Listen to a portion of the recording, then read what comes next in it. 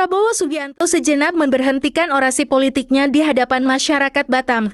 Sebabnya, perhatian Prabowo tertarik dengan kehadiran kucing Oyen atau berwarna oranye dan putih tampak ikut hadir di tengah kegiatan kampanyenya.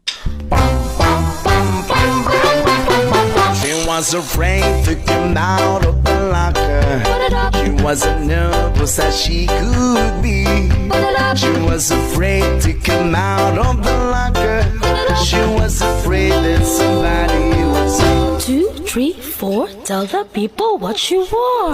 it was an itsy-bitsy teeny-weeny yellow polka dot bikini that she wore for the first time today.